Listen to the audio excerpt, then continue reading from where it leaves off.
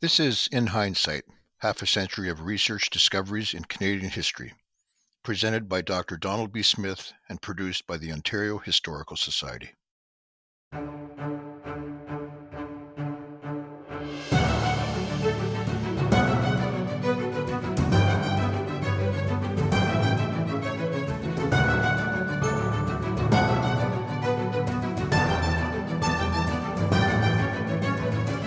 Great pleasure today to talk about episode 9, which is about Lord Barry or Viscount Barry, titled Englishman, who had a very extraordinary life, particularly in his early days.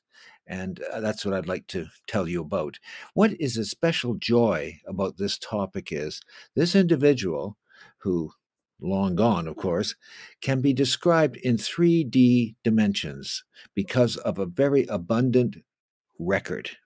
And that makes him a special treat. And for me, it's very important because he was Superintendent General of Indian Affairs for 1 year, 1855, and it's very, very well documented, which allows great possibilities. So, Lord Barry, begin. Lord Barry was 22 years old when he arrived in Quebec City in June of 1854. In those days, Canada was small. In fact, it was just what is now Ontario and Quebec. It was a political union called the Union of the Canadas. The capital was Quebec City at this point in 1854. It alternated between Toronto and Quebec City. That tells you a bit about the relationship between French and English-speaking Canadians. They couldn't agree on a permanent capital until much later. Queen Victoria had to be called in for the decision, and in the late 1850s, Ottawa was chosen, and Ottawa became the capital in the 1860s. But at this point, in 1854, the capital is Quebec City. Quebec City was the second largest city in British North America. It had a population of about 50,000. The largest city was Montreal, way ahead of Toronto. Montreal had 80,000 people, Toronto about 35,000.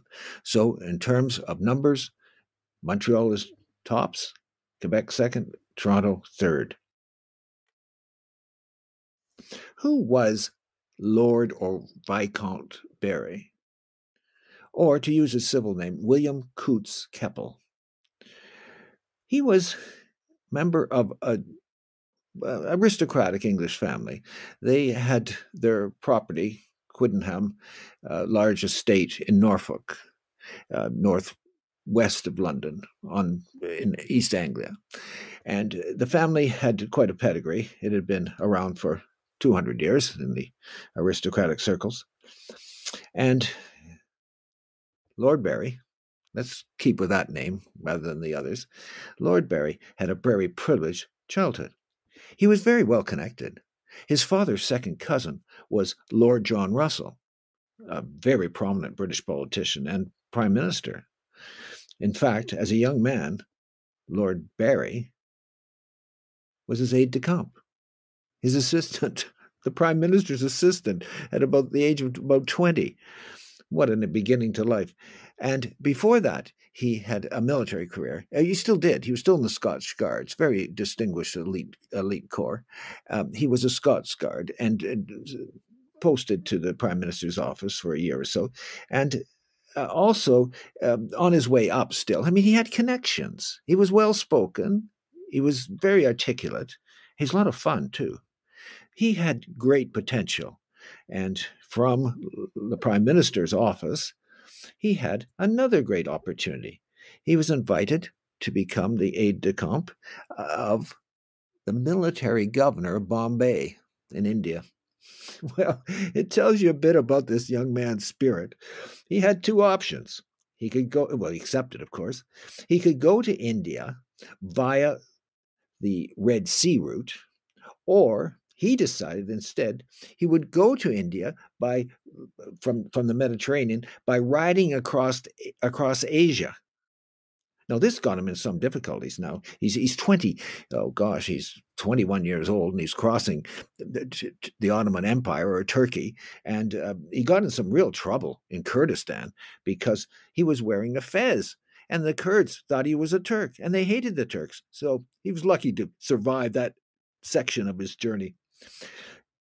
Pushed on, went through the site of Babylon and down the Euphrates in a British vessel, a military vessel, into the Persian Gulf, went over to Muscat on the Bay of Oman, and it was from Muscat that he took sea passage to India and arrived in Bombay. Now, his good luck, which had been considerable up to this point, I mean, this prime minister's office appointment, the appointment to the military governor's office in Bombay, and also his time in the prime minister. I mean, he'd been in the Scotch Guards, an elite British military group. This is all very privileged, but his luck sort of fell apart in Bombay because he got very ill, extremely ill, and this career in British India, which he's looking forward to, he had to resign his post and return to England. But all was not lost because Lord Barry, Viscount Barry, William Coutts Keppel, had important connections. Remember, the Prime Minister, his dad's second cousin, and life was not going to be too tough because they came together with another option, and which he seized. He was invited to go to Quebec City. And there, after several months, he arrives in June 1854 and stays at Lord Elgin's, the Governor General's. Lord Elgin lived at Spencerwood, 2 miles west of Quebec, a nice state, and that's where he lands, at Lord Elgin's. And several early adventures. He's only in Canada, though, a couple of months, when Lord Elgin decides, wow, here's the man to be my civil secretary. The previous occupant had announced he was leaving, and Lord Elgin needed a civil secretary. Incidentally, the civil secretary, one of the jobs was to be the administrator of all the First Nations in the Union of the Canadas, that is present-day Ontario and Quebec. We're talking here of 15,000 people. Well, he asks Barry, and he accepts. Quite extraordinary, because Barry's only been in Canada for a couple of months, and now he's in charge of 15,000 First Nations, and he's only 22 years old. Well, this is the way it worked. Connections. But he was competent. Another advantage, by the way, is he spoke very good French, and the Union of the Canadas is pretty well equally split between French and English-speaking Canadians. So it's a great advantage. And as I mentioned before, he is competent. So the first couple of months, about the first half year, is pretty uneventful. He gets through quite well. His office, incidentally, is in Quebec City on the Place d'Armes, opposite what is now today the Chateau Frontenac. And I have a personal connection to where he worked. The Union Hotel was it was a hotel in those days, or that's where the offices were of the Indian Department. And he worked there in 1854. I have a personal connection to it because it is located exactly between the Musée de Cire, the wax museum, and the Musée de Fort. I worked at the Musée de Fort for a week in the in June 1968, and I stayed for a week or so in the Wax Museum. I explain all that in episode 2. So it's really a very close personal connection, his office, which is now the Quebec Tourist Bureau. Wow, same building. Well, that's where he worked, and he, as all went fairly well at the beginning. Truly, not too many upsets. He was very casual and had an endearing aspect of him. He insisted, people were calling him Viscount and Lord and all this sort of thing. He insisted, no, just call me Bill. Well, Bill, fourth name for him, but let's keep with Lord Barry. Let's keep it very clear as possible. A scandal. This was a misstep. Been in the job a couple months, and went on a steamer voyage along the St. Lawrence. all hell broke loose when the rumor escaped that he had taken a loose woman into his compartment. Oh, this was absolute scandal. Honestly, St. Lawrence Steamer and this kind of behavior, the press divided on it. Some were vehemently convinced that he'd done this evil act of taking a woman into his stateroom, and others stood by him. They believed him. He said that there wasn't any hanky-panky at all. In fact, this woman and her maidservant, they had not had a room, and he provided his room in order to save them the embarrassment of being out on the deck. That was his explanation. He vociferously opposed these rumors, and a number of people stood by him. One of them was the Prime Minister of Canada's daughter, Sophia McNabb. She was convinced he was innocent. Now, enter Sophia. Sophia was an attractive, intelligent woman, fluent in French, a good dancer, well-educated. And her dad was a widower, was the Prime Minister of Canada. Sophia became his hostess. So it would be very easy for Lord Barry to know Sophia. And they met and got along quite well. Well, with this big uproar, Sophia is very much on her new friend's side. And this adversarial situation, really a positive being, really helps their relationship. And Allan McNabb, Prime Minister of Canada, her dad, he likes him. He was an engaging fellow. Barry was witty. He was clever and great outdoorsman. All kinds of attributes that McNabb would have liked. So they get through the rough waters and they become ever more emotionally attached. In fact, to the stage, the events reach the stage that they're planning a wedding. And in the middle of November 1855, in the McNabb family home, which is like a baronial castle in Hamilton called Dundurn Castle, huge house, on November the 15th, 1855, they're married there. And that's the end of the scandal. Even the big tempest in the teapot, this whether he'd taken the loose woman in his cabinet, in his stateroom or not, all it's forgotten. It's gone. Sophia had stood by him, and well, they'd have a very happy marriage. They really would. What did. Now, I should have mentioned, just slipped this out. In the text itself, all of this is certainly there, but I just momentarily missed. Lord Barry had another embarrassing situation. This was shortly after he arrived, and Lord Elgin was leaving. And Lord Elgin, in the last months or so in Quebec City, in the fall of 1854, had wonderful parties. This was it. The top society of Quebec City would be at his parties. And there was a visitor, and this is precious because it's an account that absolutely, it's just a miracle it survives. That is Isabella Bird, an Englishwoman, daughter of a clergyman, a world traveler. She visited Quebec City and was present at one of the parties Elgin had in late October 1854. And this well-educated woman who wrote travel books all around the world. Her career went on for decades. This book of hers, it's entitled, published memoir, The Englishwoman in America. She mentions Lord Barry's parties, the one she attended, with glittering epaulets, scarlet uniforms, and muslin dresses whirled before my dizzy eyes, she writes. But there is the published account. Now, this is where the discovery side of this series comes in. But there was more than the published account. There was her diary. And her diary surfaced. And thanks to the wonderful digital age, I was able to find the diary.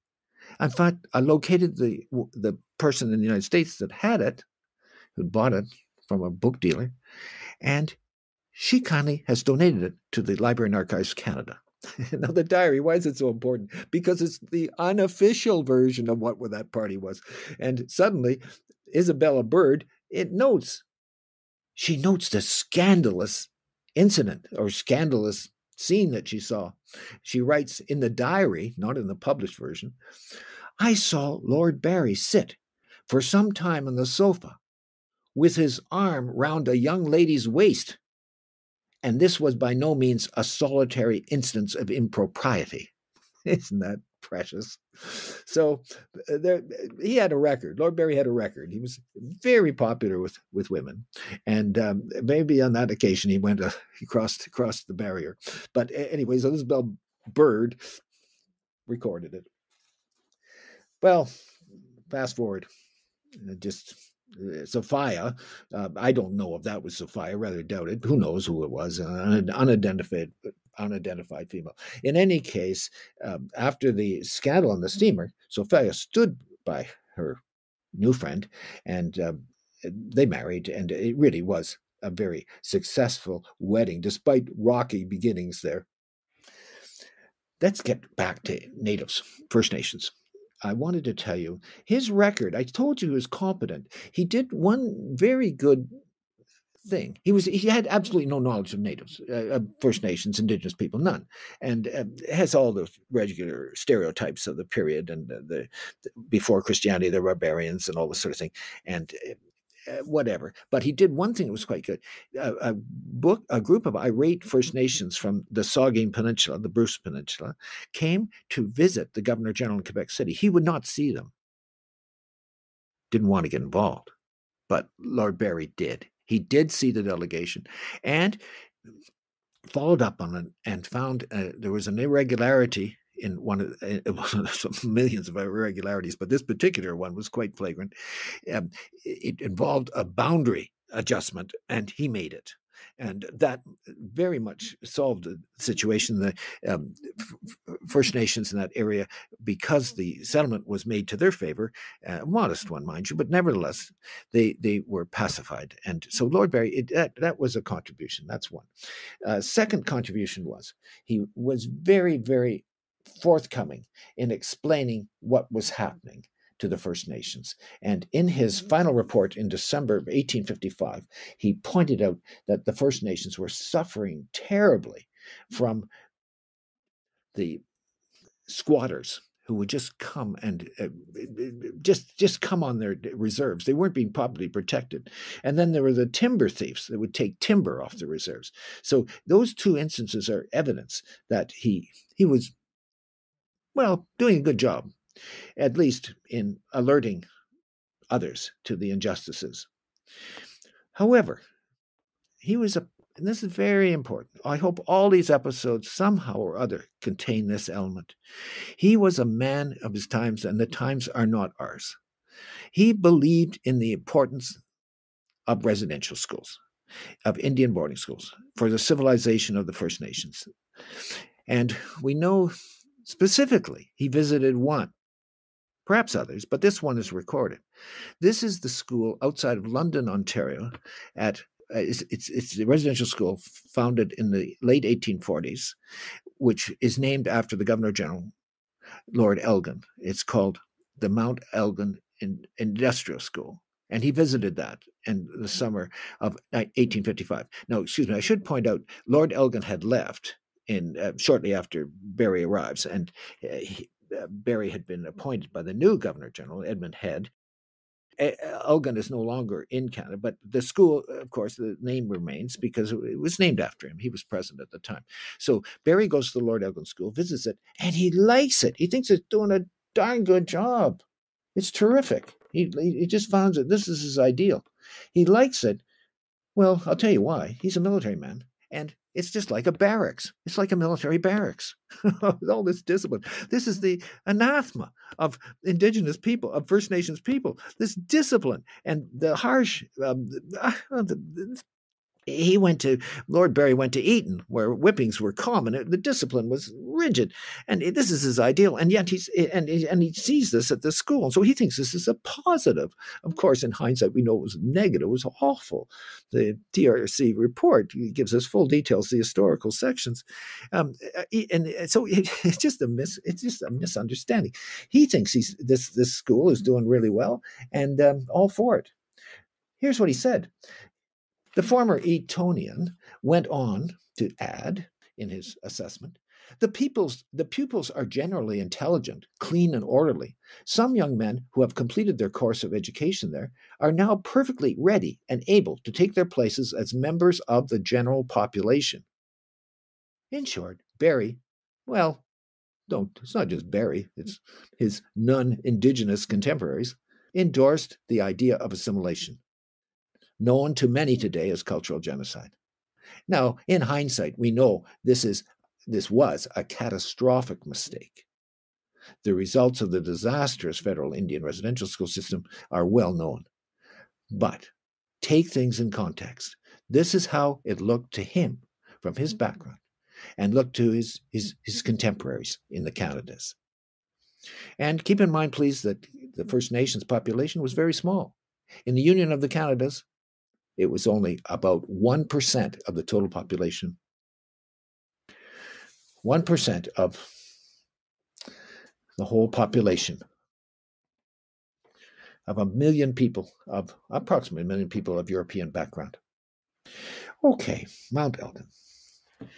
One final story, and that is a missed opportunity.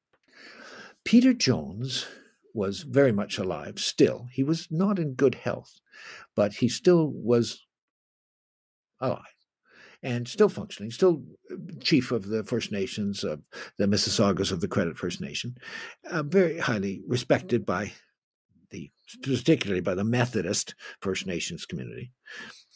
And he was there was a real potential there, for something more. And the incident arose that the superintendent of Indian Affairs, under Lord Barry, for Western Upper Canada, or Canada West as it was called, the area from London to Sarnia, the superintendent there was caught in a gross scandal. He's embezzled 7,000 pounds of the Indian Trust Fund.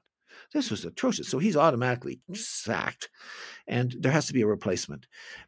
At this point, Edgerton Ryerson, lifelong friend of Peter, Edgerton, in previous episode, he's been introduced. At this point, Edgerton is in charge of the Ontario school system, nothing to do with First Nations, but for the non-Indigenous people, he's in charge of the school system for Canada West, or Upper Canada. And he writes a letter. He writes a letter first to the Oliphant, is his name, Lawrence Oliphant, who was the predecessor of Lord Barry as Superintendent General of Indian Affairs. He writes Oliphant, and then after Oliphant's departure and Barry's department, he writes Barry to tell them that the ideal candidate is Peter Jones to become the new superintendent. Well, again, it's Oliphant didn't follow up, and neither does Barry. Instead, a rather obscure individual was appointed, but who's safe, non-Indigenous person, to become the superintendent of what is now Western, Southwestern Ontario. It's a missed opportunity of the first degree. Okay. Back in England, Lord Barry leaves with Sophia back to England, and in England he has a successful career. He's elected to Parliament. He later becomes a member of the House of Lords. In the House of Lords, he's the Under Secretary of War on 2 occasions.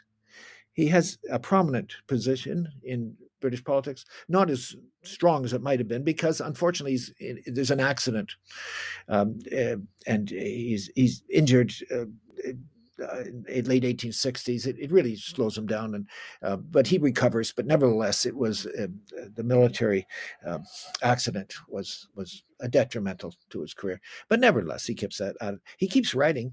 He wrote a monumental 1,000-page work called "The Exodus of the Western Nations," That came out in the 1860s. And he really was quite an extraordinary fellow with many interests. He wrote several articles on electricity and an essay on modern philosophy. He had a wide range of interests. And this was his big commercial success. This is very amusing. He co-authored a handbook on bicycling that came out in 1887, which enjoyed great commercial success, and it ran through 5 editions before his death in 1894. His family life was happy. Sophia and her husband had 10 children. Many descendants are in the UK today. One of them is Camilla. Yes, Camilla. Camilla, wife of King Charles himself. Camilla is a descendant. Barry was so attached to his wife. On Easter Day, 1879, he converted to her church and became a Roman Catholic. It really was quite something. Well, all of this is quite an entertainment. This man was very, very interesting, 3-dimensional, lots of color, really, truly perfect for a novelist, wouldn't it be? And we have the records. It doesn't have to be a novel because we've got enough records. It's extraordinary. He did good things. He raised the alarm in his 1855 report of the rapacity of land squatters and timber robbers stealing, intruding on First Nations lands.